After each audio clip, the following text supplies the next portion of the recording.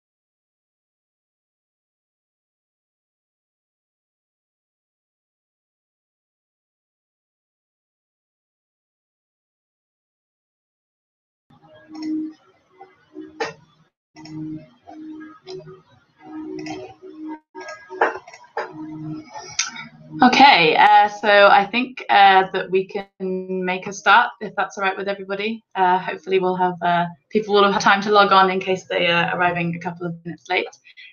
So yeah, good evening, everybody. Thank you very much for joining us for this panel discussion organised by the New Federalist, which we decided to call Information and COVID, Making or Breaking the News. My name is Madelaine Pitt. I'm Editor-in-Chief of the New Federalist, and I have the pleasure of moderating this discussion today. The New Federalist is the English-speaking webzine of the Young European Federalists, or JEF, as it's most commonly known, and we are an entirely volunteer-run, mostly to the detriment of our studies, webzine, and along with our sister publications in French, German, Polish, Italian, and Spanish, we do our best to cover all things Europe while advocating for a more democratic, greener, and federalist Europe. We were inspired to organise this discussion because what we saw was a kind of quite a few contradictions, really, in terms of the impact of Corona on the media landscape. Obviously, on one hand, it brought along many difficulties, both practical and financial. And on the other hand, we've seen a storm of innovation, really, from live Twitter debates, live Zoom interviews, and virtual press conferences, some of which will make information more rather than less accessible, and maybe even create changes to the media landscape in Europe. We've also, I think, witnessed an increase in understanding that we need, more than ever in a crisis, to be able to access reliable information, and of the importance of quality independent journalism. So we decided to jump on the bandwagon and take the very original decision to create a virtual panel discussion. And so I'm very, very pleased to introduce our lovely speakers today. So let's begin with Beatriz Rios. Beatriz is an EU affairs journalist based in Brussels who has written for Euractiv, the Luxembourg Times, and El Mundo. She has produced YouTube videos and social media content to help people understand the EU, as well as working with the radio network Euronet Plus. She also moderates professionally, so I hope she won't judge my efforts at moderating today too harshly. Good evening, Beatriz, and thank you for joining us. Let's come now Hello, to good evening. Oh, there we go. I think there's a slight delay on the call, maybe. Let's come now to Sumaia Saiboub, co-founder of the platform and podcast We Belong Europe, which aims to give a voice to the new generation of Europe, and especially the daughters of Europe with immigrant backgrounds, to tell their stories and promote an inclusive European identity. Sumaia is a communications expert and digital strategist. She's currently working on an EU-funded project to help change the narrative around stereotypes of second-generation Italians in Italy. She's also a social media pro whose Instagram account has recently become the envy of the whole team at the New Federalist. Good evening, Sumaia, and thank you for joining us. Thank you. I'm flattered by this presentation. And last but not least, we come to Alessandra Cardaci, a communications officer specializing in media relations at the European Commission.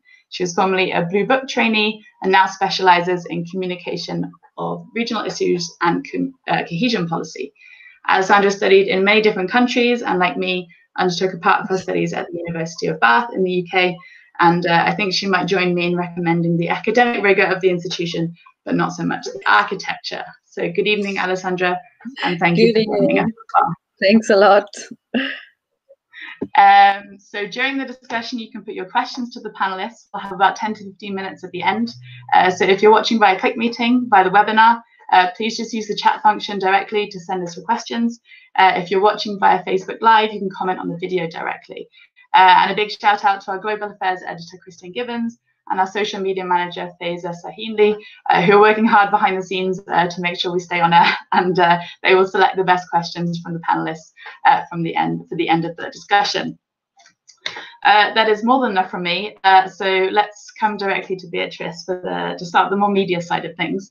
I dare say there are some budding European affairs journalists amongst our attendees. So very briefly, Beatriz, perhaps you can let us know what a typical day looks like in the life of a European affairs journalist, especially before Corona, if we can even remember such a time now. In a typical working day, what are you up to? I've been asked this question many times, and the answer is that there is not such a typical thing as a day in the life of an EU journalist. It really depends on what's in the agenda that week or that day.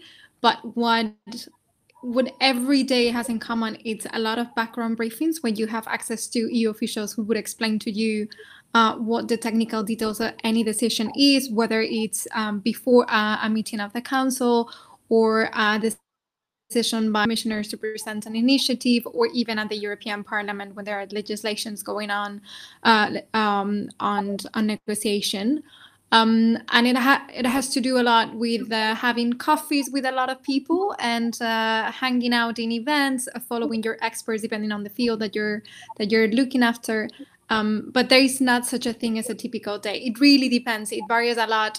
If there is a plenary session, then you're looking at the Parliament. If it's a Wednesday, you're gonna have an eye on the College of Commissioners. If you have an European Council, I can tell you already, it's a completely different kind of story. So the interesting thing and the challenging thing at the same time of being a European journalist is the fact that there is not a typical day, that you have to adapt every single day to many different stories.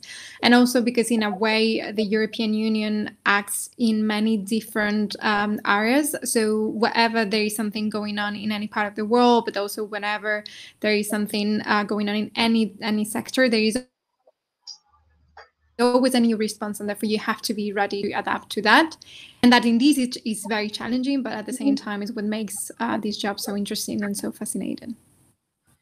I can imagine. So very versatile. I think it seems you need to be to hack it as an EU affairs journalist. But that versatility must have come in even more handy when Corona hit. Can you maybe tell us what the impact of Corona was on your work as an EU affairs journalist in Brussels? I think there are two different kinds of impacts, at least from my perspective. The first one is that I think the job as a journalist is very much related to personal contact. So you have sources, you have people you can rely on. So suddenly from one day to another, you cannot meet people. You have to rely just on your phone or on briefings that are organized virtually. That made our job a little bit harder than usual, because again, you cannot meet with people. People are not so chatty when they speak on the phone or when they respond to an email than when they actually meet you in person. So that made our job way harder. And this was particularly the case during the last European Council, where you have the leaders meeting in the room, but you wouldn't be able to be nearby.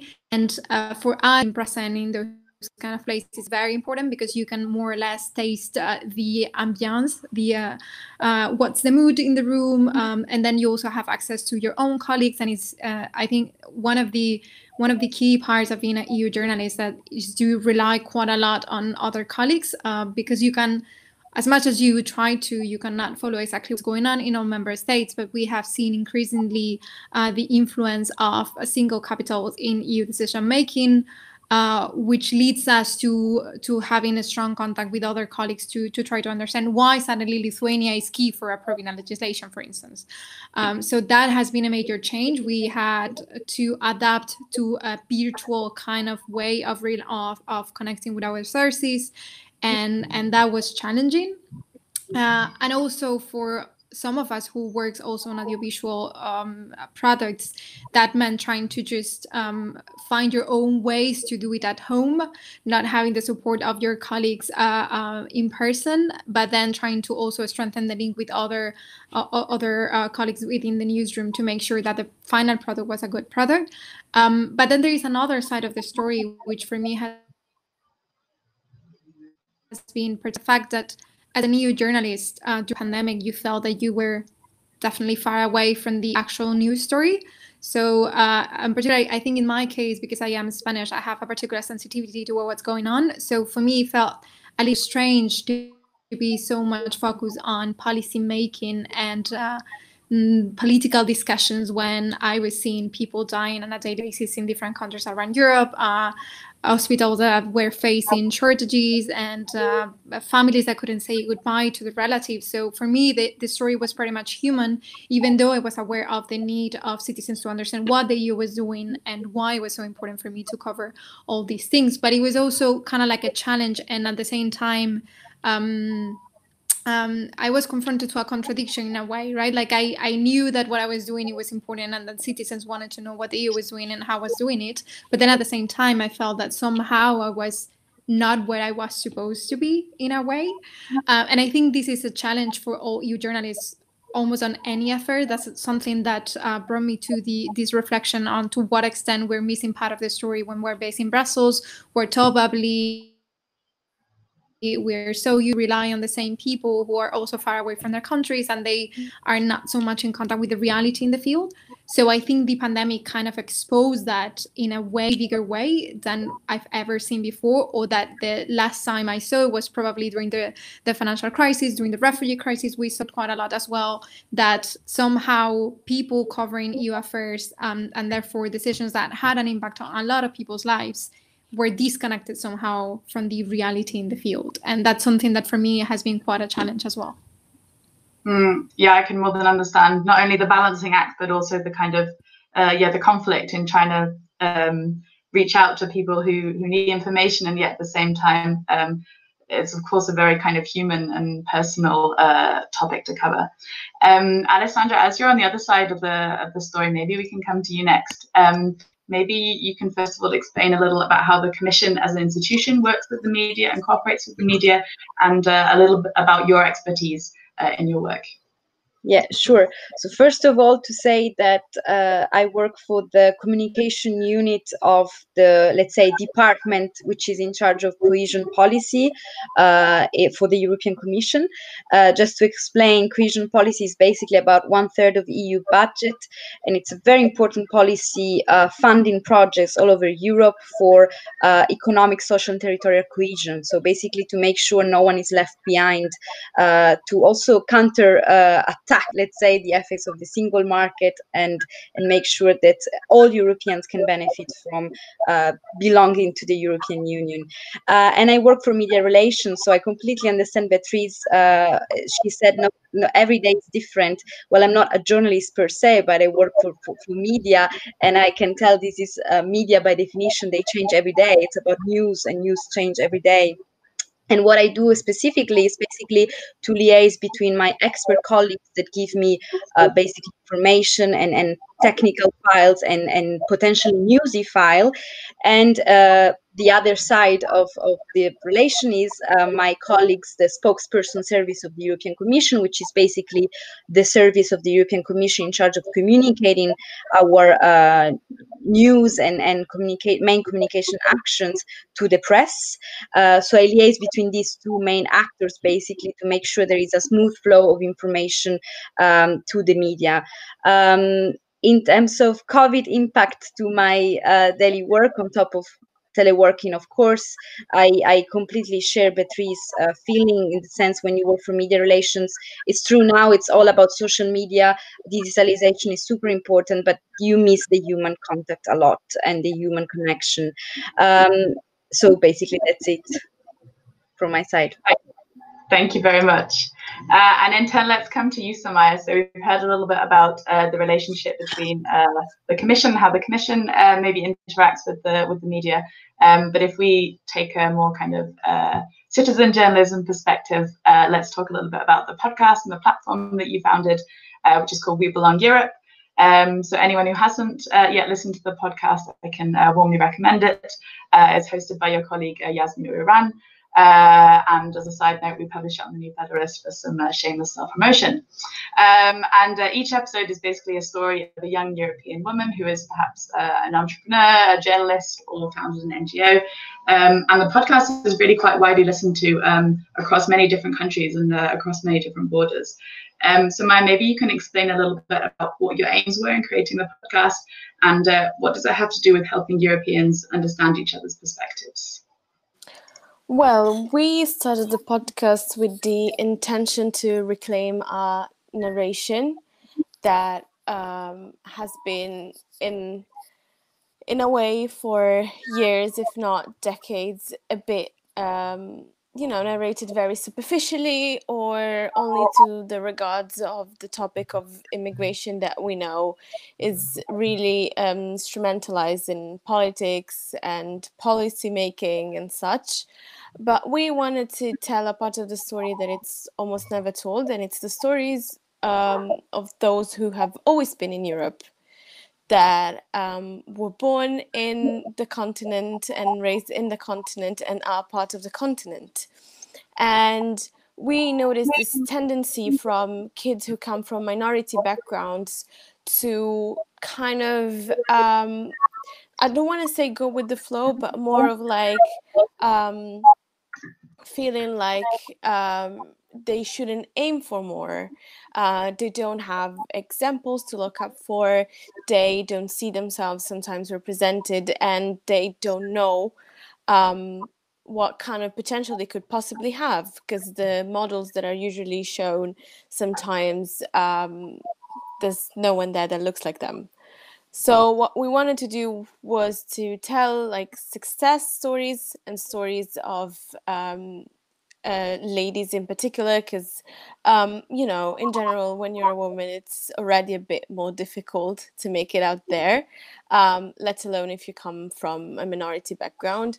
So we wanted to tell success stories of women in particular for this reason, and also to inspire a younger generation to follow their dreams basically, and to not think of themselves of like not only thinking that they could make it only in certain places, but they could make it everywhere, and how like their path, even in a cross-country narration, was like cross-national narrations were actually more similar. Because I think sometimes we think that our problems, our issues are only related to the country in which we live in, but something we don't realize is that because of Europe, and not just Europe, because of the internet and media and such, some problems are more like Europe-related problems than just your country's problem. I could make many examples about this, but just like questions such as where you come from, how come you speak the language of this country so good, and such are questions that I think every kid from immigration background has been asked at least 10,000 times in their lives, no matter where they were raised in Western Europe, basically, and not just there. So that was the aim, basically. And well, since the crisis sparked, with Corona and such, we're thankful to modern technology, because that's how we continue to do the podcast. Otherwise, it would have been a bit difficult to meet people from, different European countries. And that's also the reason why we run it in English. Alessandra, would you like to come in on that? Because I know digitalization is close to your heart in a way, and it's also a core part of cohesion policy. So perhaps you'd like to react to that. Totally. Maybe you saw me doing like this while Sumaia was speaking. Absolutely, because I think what's interesting from the policy I work for perspective is that as cohesion policy, among many things, first of all, we also finance, co-finance to be precise, infrastructural projects that are connected to boosting digitalization, actually, like, for example, broadband. And one example of a project that I personally really liked in a way was during confinement. There was a project in Croatia, which was actually long before coronavirus. It was about supporting schools with some digitalization tools, and that came absolutely useful at time of coronavirus, because then kids, thanks to this European project, could also benefit from digital tools. So just to mention that our policy is also about boosting digitalization, which is actually one of the Commission priorities, which is part of the issue we are discussing today. I mean, if people in remote areas do not have access to internet, so to the infrastructure, then obviously they will be left out. So just to say the comprehensive approach we have as a policy. And then on top of this, of course, digitalization can also be ambiguous in a way sometimes, because of course digital communication very often, unfortunately, is about spreading disinformation and fake news. It's part of the issues, because digitalization means everyone can write about whatever they want, and they have no filters in a way with what used to be actually with more mainstream communication, where it was slower and more filtered, so by definition less inclined to spread fake news, basically. And about this, I just want to mention that we as European Union, we try to do a lot. Just to mention, even before coronavirus started, already in spring 2018, and even before in some European departments, we started to put together basically a task force to fight disinformation, because we realized that obviously partnering up with international actors like G7, but even NATO, and now with coronavirus, for example, the World Health Organization, was really important to coordinate response to fake news and to redirect people to basically reliable source of information. So there are many concrete results of this. There was a code of conduct created that now platforms like Facebook, YouTube, they have to comply with, and they're actually collaborating with institutions to try to, let's say, counterattack fake news. Do you think it's enough though? Because Facebook, particularly Facebook, has come under a lot of fire recently, and has kind of been accused of kind of, I mean, Facebook is for a lot of people the kind of gatekeeper of their news. If they follow all their news sources via Facebook, then Facebook kind of has a lot of control over what kind of media they see. Do you think the Commission's actions have been enough so far to tackle the problem of spreading fake news via Facebook?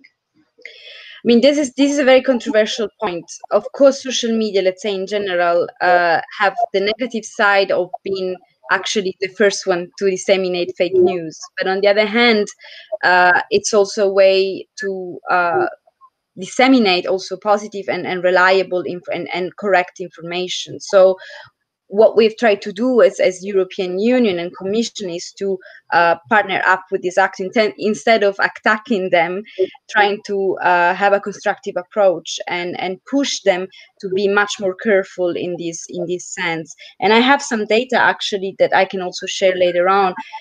For example, YouTube has reviewed over 100,000 videos and removed 15,000 videos that were showing non-correct content. Or, for example, Facebook and Instagram have actually directed more than 2 billion people to resources that are reliable during coronavirus in terms of health, accurate information. So in terms of coronavirus, of course, we have strengthened cooperation with international actors, but also in member states with our representations and so on, to make sure we identify basically myth, and we counterattack with reliable information, especially via social media and online information. I think those figures maybe give an indication of the scale of the problem. So maybe I can come to as well as everything else. So maybe I can come to you, Beatriz, because I think disinformation, I think we all agreed, is a huge problem. And I mean, the EU has openly accused Russia and China of spreading disinformation during the corona crisis. Do you think there has been a kind of renewed increase in understanding that quality journalism and reliable information is a real need? I mean, we've seen some outlets, for example, Deutsche Welle or even Euractiv, having kind of record hits on their website. So these media sources that do share reliable information are clearly in more demand than ever. So how do you view that? Yes, definitely. I want to believe that's the case. What we have seen indeed is that the need for information and to be updated on every single thing that was happening during the pandemic has led to an increase in the visits and the clicks in media outlets. Partly as well because people were enclosed at home, and they also had the time, either because they were out of work, because there is a lot of people who are lost at jobs. There is a lot of people who had been put on part-time jobs as well. But also because there was this need to understand what was going on, and also in my case and in the case of Alessandra as well, what the EU was doing about everything that was going on at the moment. So I want to believe that in a situation we are seeing such an emergency, and at the scale of this pandemic, was the instinct of people was to search for accurate information, and when they had the instinct, they went to media. However, if you see what's happening in the past few months, when the situation evolved, also the response of the people evolved, and now we are seeing much more spread of misinformation, conspiracy theories. So the fact that at the beginning it worked pretty well and that people were searching for reliable information, it doesn't mean that that's going to be what happens in the near future, because we are already seeing very worrying trends. But I do believe, and this is something that it has been discussed at political level as well, how people turn to leaders that were populist, and they rejected them when there was in a situation where they needed to have experts in charge, when they needed to have proper and quick action. And I think that's what has happened as well with journalism. People were less and less trustful on media, and then suddenly they realize that when there is such a situation, you definitely need to rely on professionals. And yeah, but again, you see as well that there is a trend of a sort of misinformation and conspiracy theories that goes against journalists as well, because some of the times you have reactions saying, but you're saying it's not true, I read there and there, and they point you to sources that are definitely fake news and fake, even sometimes fake sources of information. Yeah, absolutely. Let's talk a little bit about kind of maybe slightly alternative ways of trying to inform people, or at least kind of fresh approaches. So Beatriz, you, for example, work on YouTube videos. Sumaia, you have your podcast, and both of you have also worked a lot on social media with the aim of kind of providing information about the EU and about European affairs. Would either of you like to kind of explain what you think the role of social media is in informing people and engaging people in and informing them about European issues? My particular experience, and this is something that I have done both as a independent professional, but also when I've been working with particular medias. In my case, was I tend to share a lot on my social media, and okay, I am very active on Twitter, but I understand that the people who follow me on Twitter are already about the EU. They have a particular interest, so that's the reason why they're following me. However, I do share a lot of information about what's going on in the EU, and I try to explain in a simple way EU affairs in my Instagram account that it's not necessarily focused on my journalistic work. It's just some random pictures or my own life, or more like a social media that we're all used to. But what is interesting is that sometimes by talking to people that are not necessarily exposed to EU affairs in a very simple manner, you get to engage with them and you create some kind of interest that then would lead them to find more information somewhere else. And that's very interesting. And then something else that we've been doing, and this as a Euractiv journalist, is that during the crisis, we understood that it was very important to engage with overreaders, because we know that it's in a situation where people are very eager for information, but it's a very particular situation. So the needs that they might have might be different from what they are used to. They're used to demand. So we ask them, what do you want to know? And we use our social media, both on Twitter and Instagram, and we ask people, tell us what you really want to know about what's going on and what is the EU response, and then we will answer those questions. And we answer those questions on social media as well, because we thought that it was a way, again, to engage more with our readers, to do it in a more personal manner, that sometimes in a situation where we are also suffocated by so much information and we're reading so much in media, we sometimes need to take a break and have a more personal interaction. And I think that's what we basically did, both on our Instagram account, but also on Twitter. Is that a kind of essential component, then, would you say, of journalist work in the 21st century, especially post-corona? This kind social of media, additional. yes. Yeah. Yes, in many different ways. Again, because it's a way to engage with your audience, but also because it can be a source of information. We are seeing, and this is something very much related to the use that politicians are making of social media. They are using social media as a way to communicate themselves directly to their audience, which also means that we have a source of information on what this position is in certain issues. So it's definitely important to be present on social media. But I would say that it's not. I mean, it's not 100% necessary, because in a way, social media is also an echo chamber, and we have to be aware of that. So I understand that, again, when I am talking on Twitter to my followers, I am talking to a very particular audience with a very precise profile. When I'm talking to my audience on Instagram, it's exactly the same. What Alessandra was saying before about the digital divide, it's key.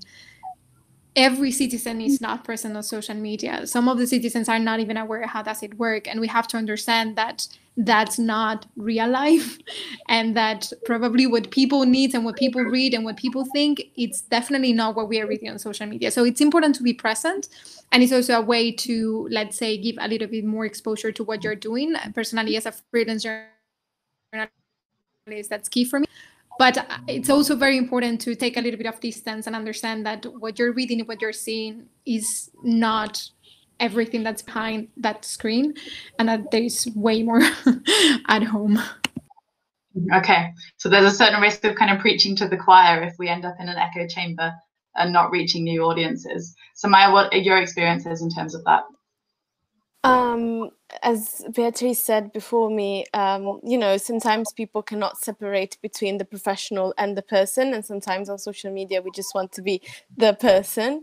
So what happens is that from time to time people might actually come to you on your Instagram, where you probably share very little about your work, and ask you about how come this was published here, how come you wrote about this there, this is true, is this not true, why did you share this when there's like a controversial issue about this.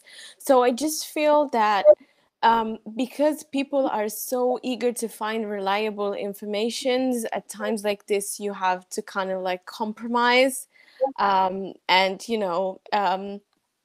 put your professional pants on and actually show people, at least in my case, like where the fake news lies and where the truth lies, and but like in a very iconographic way, because that's the way I see like people understand it more. It doesn't matter if it's a news about, you know, a new vaccine or anything related, new cures or something. You always have to narrow it down for people. In the sense that if it's like, again, going back to the example of the vaccine, if it's about like a vaccine, you have to tell people, yeah, they might have found one, but they need to test it. This is how long they need to test it for. And this is why we cannot talk about having a cure yet. We need to wait a bit more, for example. So I just feel that in a time like this, where there's so much information out there, people find it hard to figure out what's true, where the truth lies. Basically, it's hard to unravel the truth. Of course, if you're a professional in the field, you have the means. It's easier for you to figure out whether the image was photoshopped or not. You know, looking at metadata or who spread the news first and such. But of course, the general public, your so-called like community of readers, of followers, or however you might call it, depending on the platform, doesn't. So I just feel that it's important at a time like this for people to figure out, to have, you know, other examples or sort of like professional that they can rely on to figure out where the truth lies. Yeah. Especially in a time where fake news can be spread so easily on the internet. I mean, some people say fake news is free and quality information is sometimes behind paywalls. In terms of course, not always, but in terms of public funding, I think this is kind of seen in some countries as a way to promote at least a quality broadcaster with quality information. And that kind of brings us to Euronews, actually, Alessandra. So you work on your colleagues' work with Euronews. What is the importance of public funding in ensuring that there is quality information out there for people to access?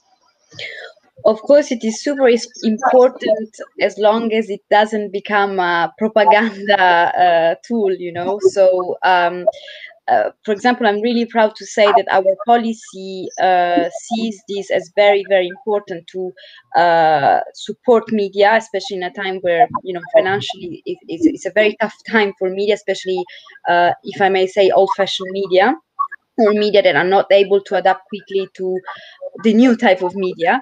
And so we have, on the one hand, beyond Euronews, I will mention Euronews after, we have what we call the media call. So it's a call that we have had already since 2017. So for 3 times, 3 rounds, to support media in informing people about cohesion policy with obviously complete editorial independence. This is something we do, and it's a very concrete, you know, support to media to inform people about specifically our policy, but about the EU in general. And then we also have a partnership with Euronews, which is a very well-established and independent media outlet with a series which is called Smart Regions, which is about putting innovative project in the spotlight. And there it's very interesting because we identify a project which is relevant maybe for a specific country, a specific community, but which has positive implication maybe for other countries in terms of, for example, finding a cure to a disease, which is then applicable to people even in other countries, because of course, unfortunately, certain diseases don't know no border, as we are seeing with coronavirus, for example. But it's true that and what we try to do is also to have translation, of course, of the episode, because something that we often forget is about the language barrier. I mean, in the European Union, we have 24 different languages in now 27 different states. So, and I'm saying this from a, you know, institutional perspective, where I see myself too often a top-down communication. So what we try to do is, first of all, to partner a lot with our what we call the representation of the Commission in the various member states, because they know the local area, of course, better, and the local language and interactions. And one thing I want to mention, which is actually interesting related to what we were discussing before about social media, is that I checked the Eurobarometer results on the use of media in Europe from November 2019, so not too long ago. And TV still remains the main media for 90% of Europeans who watch television every day, while internet use is actually 69%. We have seen a massive increase in the use of internet as a media, but TV still remains an important one. And even billboards apparently are still very important. And this is what, as Beatriz, but even Sumaia said before, of course, investing in social media as tool for communication information, especially always bear in mind fake news, is super important, but we should absolutely not forget about millions of people, especially of a certain generation, who still do not use social media every day, and we have to reach out to them. And actually, and I will finish with this, for the policy I work for, we have run a campaign already for a few years now, which I see as a very best practice and a successful way to communicate about EU matters, but with a very local flavor. And the campaign is called EU Delivers in the Region. And it's a campaign where basically we identify one project in a specific area, which we know is also emotionally very important for the local community. We partner up with the city and the region of that place, and we do like a 1 month campaign using billboards, using interactive tool, so to sponsor the project and to say that that project was also possible thanks to EU funding. And we do this by using, for example, dialect or language jokes that are very, very local. So we try to bring Europe locally with a very regional flavor. And this has worked super well to communicate about Europe. So I think we should start investing much more and more with the as Beatriz also said, the local aspect. And this campaign is very effective in this sense. And so with coronavirus, we try to adapt, of course, with social media, but we still have billboards around the city sponsoring the project and mentioning, obviously, the help of the EU. So just put a bit to link the dots of our discussion. Absolutely, yeah. It's very interesting to see there's clearly a demand for information locally on a very local level, but also on a European level. And yet I feel that most information that we get about Europe coming from national media is quite kind of national-centric with quite national perspectives. Beatriz, you maybe have can contrast the different experiences because you have some experience working on more kind of pan-European media, but also national media. Can you maybe tell us what obstacles the national media face when reporting on European issues? So I think what Alessandra said is very interesting because in a way, my perspective being an EU journalist working both for European and national media, I clearly see a difference in the way we address the issue. So working for European media, you always present the EU-wide angle, so how that decision is affecting every single member state, and you try to be as general as possible and to talk about European interests as a thing, which sometimes it's confronted with what some people say is propaganda, but it's just simply that on the national perspectives, we try to bring all the different points of view into the reporting. Whereas when you work for a national media, they are going to be always more interested to know about how that particular policy is going to affect the country, which makes sense from a journalistic perspective, because there is a rule that says that people are going to be interested more in what is closer to them. So in a way, if you want to explain Europe, you need to bring the national, regional, and local perspective to the people so that they understand what the impact is on their daily lives. Now, the problem is that sometimes the person who is based in Brussels is going to explain the decision at EU level, but what the impact is in the field, it's going to need to be explained by someone at national level who doesn't understand what's happening in Brussels. So there is a gap there that sometimes plays a very big role in the way we explain the EU. So you have someone in Brussels saying, this is what Brussels decide, and then you have someone in Madrid who doesn't really know how the decision was made, which institution is that made that decision, what's the difference between the Parliament, the Council, the Commission, and they are not able to explain what's actually happening in the end. So for me, that's the main challenge. I think some media have been trying to gap. One example is Euro, another example is Euractiv. So these kinds of media that are EU bubble in a way, but also have representation in different member states, and they try to bring together both perspectives into one narrative. But that's often a little bit hard because people used to rely more on national media than they do on European, even though it can bring a different perspective. So sometimes it's also probably it's just because it's something that we haven't done well in the past few years, and we need to try to explore different ways of doing it. But I definitely think that there is a gap there between what happens in Brussels and what happens on national level, and we need to find a way to bridge that gap. And it's a responsibility for the institutions as much as it's a responsibility for the journalists. That was actually my question. I mean, is there a way to bridge that gap? Obviously, it's not an easy thing to do. I don't know if you have any particular ideas that could be put in place, especially to bridge the lack of understanding. You said journalists, for example, you said in Madrid, don't always understand European issues. Is there a way that can help people understand European issues? Either Beatriz or maybe Alessandra, I don't know if you want. Yeah, so my personal perspective as a journalist is that EU journalists should travel more. We should be more present in the field. We should cover not only the decision making in Brussels, but we also need to cover the consequences in the field.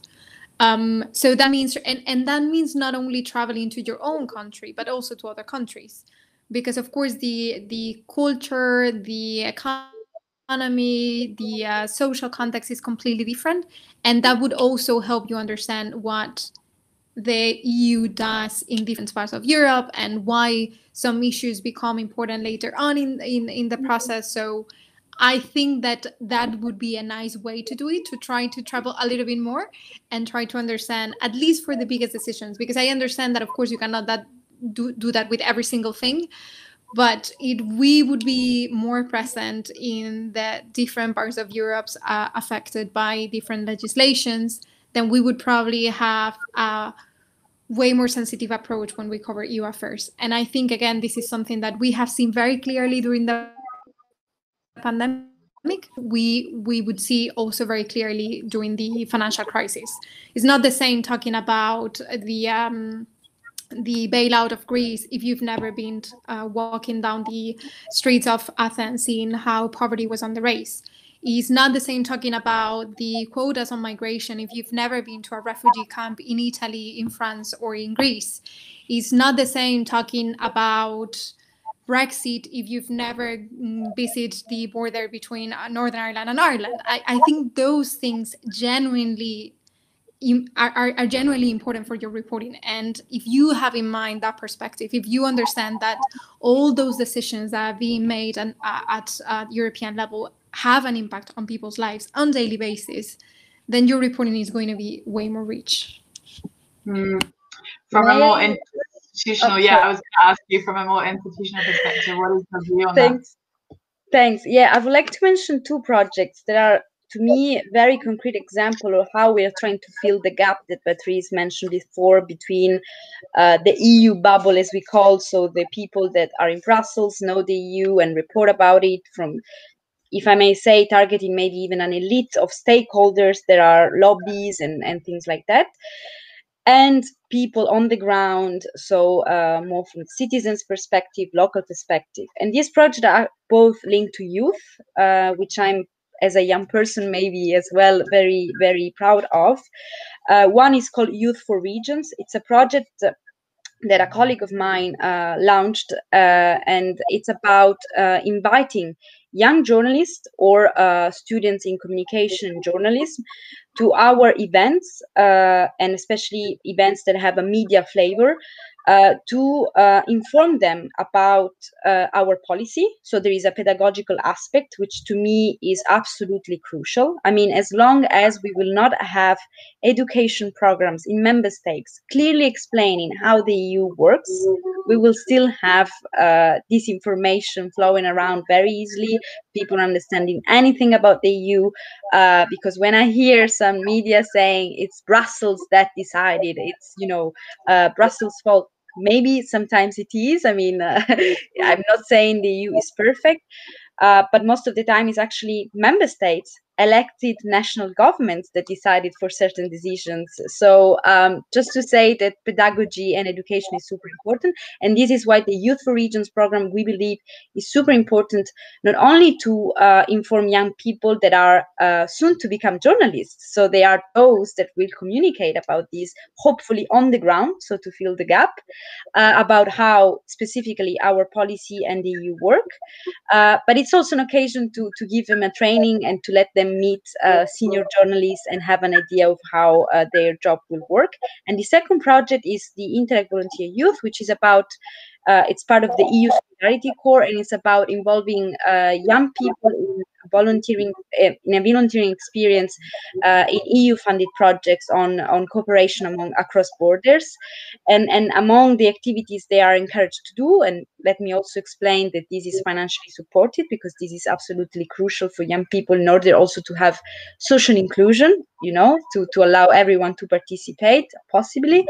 And these young people are also encouraged to organize debates with citizens or other young people or whoever on European matters. And I believe that third-party endorsement is super important. So the idea that it's not just the EU talking about the EU, or EU reporters talking about the EU, but talking about, let's start to think about the EU as something that people non-related to the EU as such can talk about. And that's the idea. So the fact that we talk about the EU, not just us as the EU, but also people that are, for example, our young volunteers. I mean, they are normal people who are experiencing the European Union and the benefits themselves. So who is better placed than themselves to talk to an audience that is similar to them about these matters? And this is also what we try to do with the media call, to support media who to speak about cohesion policy to an audience they know much better than we do, maybe from Brussels. So I think these projects should be boosted and are an excellent support, and hopefully we will start seeing the results in the long term soon. For sure. Sumaia, this is maybe a good point to come back to you, and then just a quick reminder, we're going to have a Q&A session at the end. So if you're watching via Tech Meeting on Facebook, please get your questions in within the next 5 minutes or so, and then we can move on to the question round. We've been talking about bridging the gap then between national and local and European media. Sumaia, for you, what is the place of, let's call it for now, citizen journalism in this? So you make the podcast on an entirely voluntary basis. You're very motivated to support the cause. It's talking to you and also to Yasmin, who presents the podcast. You're clearly very motivated by a cause of social justice in a way. So to what extent do you see this kind of fitting in with the rest of the media landscape? And to what extent do you see this as contributing to a kind of European public sphere, if we can call it that? I think you can link this to what Beatriz said about going to, for journalists to go into the countries they talk about to understand more the social, political, and economical aspect of the country. So I think that citizen journalism helps bridging the gap between understanding what the problems of the people are, what they're feeling about certain topics, certain decisions, certain policies, and the people making the decisions. Because I feel that sometimes there's a bit of detachment between the people sitting at the decision-making places and making the decisions, and those who deal with the consequences of those decisions. I believe that sometimes with a bit more efficient communication between these two, we could actually put in place better policies, more equal policies. And I'm not saying this to point a finger at anyone at all, because sometimes people it's also hard sometimes to get out of your usual social setting in general. Who are you going to talk to? So that's why I feel that citizen journalism is important for everyone, especially key decision-making people, to understand what benefit whatever policy they might have in the thinking process, or just drafting down is how efficient, or how it can help, or how they can change it to actually benefit everyone, or to in the moment even before thinking the policy, to understand what kind of policies, for example, the youth needs at the moment, what kind of responses, or just if we're talking EU wise, how the youth is benefiting actually from the EU and all the EU funded programs that allow us not only to move but to have at a certain level some work experience, and not just like any work experience, it's very interesting work experience, and what they can do at the moment to adapt those policies to like changing times or inflation, or again going back to economical background, to like the different economical settings that there are between like just different EU countries. Lovely, thank you very much. I've had one question come in, so I'm gonna put it straight to you, Sumaia, while we're with you.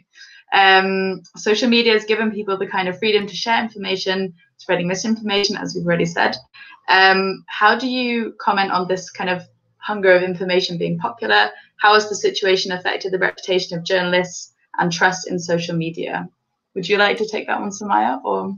Okay, so I feel this is just a consequence of the era in which we live. We live very fast and we want fast answers, and this is what the internet is doing.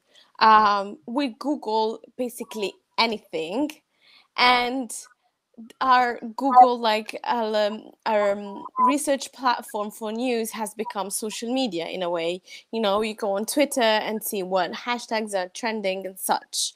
So it's sort of like double-edged weapon, in the sense that you can not only blame it on the one that spreads the fake news, but also on the person that reads it. Because I believe at the moment we all seen the consequences of fake news and how easy it is to spread them. So the users should be a bit more careful about the kind of news they digest. And second of all, to give people the kind of tools they need to distinguish between true and false information. So I actually think that it's like a generational thing. There is a generation that needs the tool to understand how to distinguish between what's fake and what's real, and there's a generation that it's a bit more fluent with the internet, so to speak, and can figure out what's fake and what's not fake. And yes, of course, I believe now more than ever people go to journalists' Twitter accounts and journalists' social media accounts just to understand what's actually going on, and to see whether they're reposting that news or anything related, to see whether it's actually a fake news or it's real. So I don't think there's like one formula that's gonna fit all and benefit everyone, and this is going to be old history very soon. I just think that there are many ways in which we can tackle this, and since we're actually quite a plural society, this is just the result of that. Completely. We haven't had a lot of questions coming in, so I'm going to ask a last one to wrap up and kind of bring it all back together, hopefully. So the title of the event today was Information in COVID, Making or Breaking the News, which we chose partly because it rhymed and we thought it sounded cool, but also because we really wanted to see what kind of, if there'll be any permanent impacts on the media landscape in Europe. So perhaps to conclude briefly, I could ask each of you to say, do you think that Corona, in terms of information flows in Europe, will have any lasting impact? And if so, what is it? It's a very hard question to ask. And if I had the answer, I would probably be a billionaire very soon. But no, I think first of all, going back actually to what Sumaia was saying, first of all, I think that there is a question of a social divide as well, because my experience as well is that there is a lot of fake information that is being flowing through WhatsApp.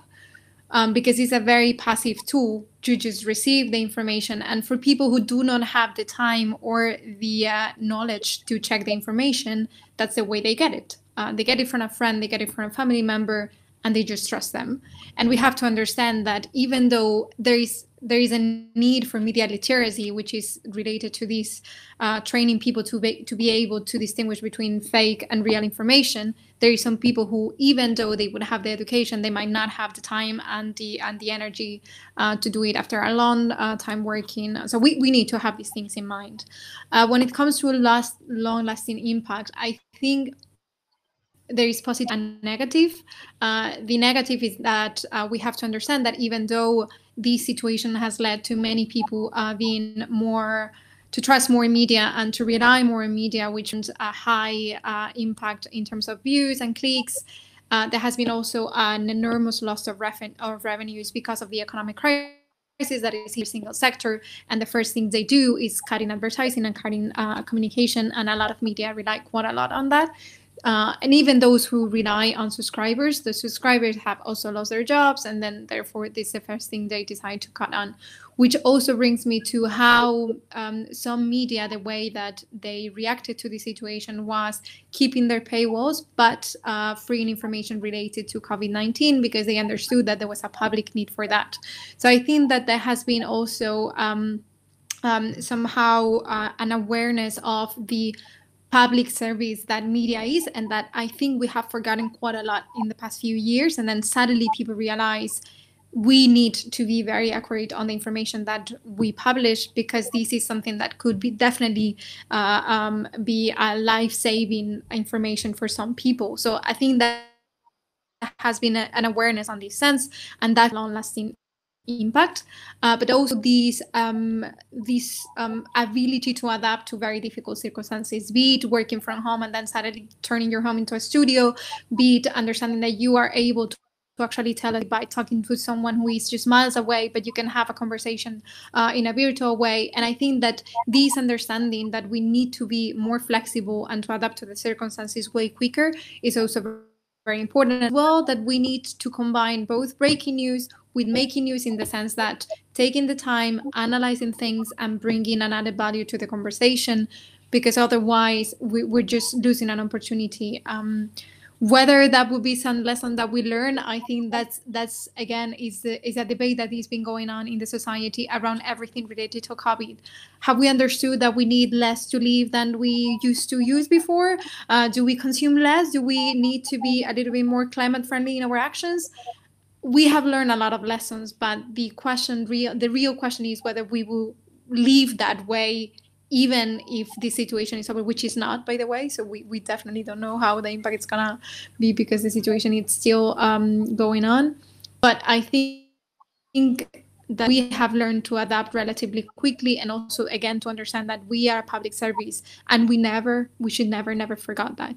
And I hope that I have learned it myself, and I hope all my colleagues did, and that we can see the impact of that awareness in future reporting, no matter the story that we're covering. Thank you very much. Sumaia, do you have any concluding remarks, and how do you react to that response, and also the question regarding making or breaking the news in times of Corona? Well, I think that first of all, the current situation has put into question print journalism more than ever, because everybody was online during this time looking for update and such, which is an answer that printed journalism cannot give, or at least not as fast as online journalism. I also think that we understood that we need to check our words, our wording, because we've seen the detrimental consequences of calling the virus Chinese virus and such. I remember seeing this restaurants and public places in Rome saying having written at their doors that due to unfortunate circumstances and because of what was going on in the world, Chinese tourists weren't welcome and things like that, because of how it was worded. It was like a Chinese virus, but we all know you don't carry it in your genome to call it Chinese, basically. So these are two very important aspects that this virus has brought up about the way we communicate and how we communicate. And I think it has really accelerated the process in a sort of way, because if we were like moving on a bit from printed press, now we're probably, I mean, those who are moving on from that are probably further away, and everybody's probably checking the tone and the language. I'm not going to say everybody and generalize, but many news outlets are checking on the language and such. So as for like lasting consequences, I guess we'll just have to live and see, because I think times and times again have taught us that sometimes we think we're on a breaking edge of change, and then we're not. Alessandra, any last remarks, and how do you react to that question? Yeah, well, by listening to the other speakers and thinking about the whole discussion, I came up with some keywords in a way. And the first one is definitely flexibility. I mean, we've seen with this virus that, I mean, I'm talking from obviously a EU institution and particularly Commission perspective. I was actually amazed to see how quickly the Commission reacted to this, put into place a lot of measures to help member states, for example, for the policy I work for, it's co-share management of funds with some, rules. And I've seen how quickly we reacted to easing the rules to make it more flexible, so that member states could actually use funds that were originally directed to certain areas, to the emergency, so to help hospitals and health sector more, and then obviously also for example, companies and tourism sector, which is suffering a lot, especially in some states. So flexibility is a lesson learned. I think the fact that it's needed, it will be obviously needed in the future again, and that we're actually able to respond to this. Digitalization, again, you heard me saying at the beginning, for sure, this crisis has shown the fact that we really need to make sure everyone can be able to connect remotely. And this is something that, again, is in line with our policy. So to leave no one behind, and to make sure that even people in the most remote village in Greece, where maybe financially speaking is not, profit speaking is not profitable to build an infrastructure, but from a public good perspective, we have to make sure these people can access to internet. Literacy and education, these are the two key words. As I don't remember, I think it was Beatriz who said that we have to make sure that, even if people put fake news out there, people are also able to themselves alone understand these are fake news. And actually, there are also, coming to the question that was asked in the chat, there are actually program and website like Fact Checker can help you verify if a news is fake or not. For example, there is this I think it's called weverify.eu is a website to check if a news is fake or not. And last but not least, I have to conclude with the term cohesion, because the policy I work for is cohesion. And actually, one of the consequences maybe of this virus was also the fact that, we had a very important political appointment this year, which was to approve the next budget of the European Union. Member states were really struggling. There were very long negotiations, but in the end, they approved the budget in an ambitious way. Of course, not as ambitious as maybe other actors would want for, but given the context, it was already a success to have that on top of new extraordinary measures to help the economy, preventing or at least counterattacking some of the crisis effects we will witness in the future. So I think this is more or less the overall picture of the lessons learned and maybe the impact of this crisis in the next future. And we've just actually had a question come in that is very tightly related to your point, actually, about leaving people behind.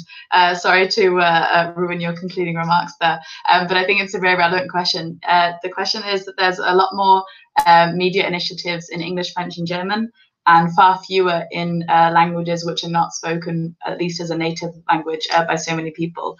How do you see that in terms of what you just referred to in terms of from a media perspective and not leaving people behind?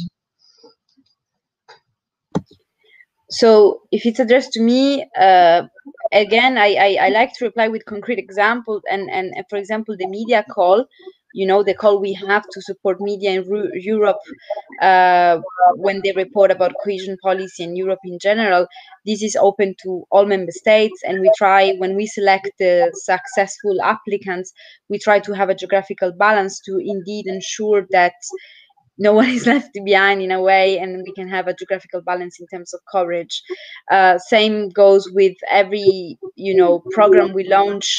We always keep an eye on geographical balance and, as such, language balance. But it is true, I have to admit, and this is a personal remark, I'm not talking on behalf of my institution, that especially with enlargement, we should be always keeping in mind that we have 24 languages. This is something I myself said before, and with the language barrier, this is obviously a super important issue to make sure, because it's true that we in Brussels, we are used to speak more than one foreign language, but not everyone is like this. So and I think the role of, from a Commission perspective, I think the role of our representation in member states is actually very important to communicate in the language of the people where the news has to be communicated to. Completely. Okay, well, I think that's a good point to wrap up our discussion for today. Huge thank you to our speakers, Alessandra, Sumaia, and Beatriz, for joining us today. And huge thank you to everyone who's watching at home. Well, everyone's at home because of Corona, but thank you to everyone who attended the webinar. Thank you to everyone who's watching on Facebook Live. And thank you to Christian and Feza from the New Federalist team, who have been fielding questions and making sure we stay on air.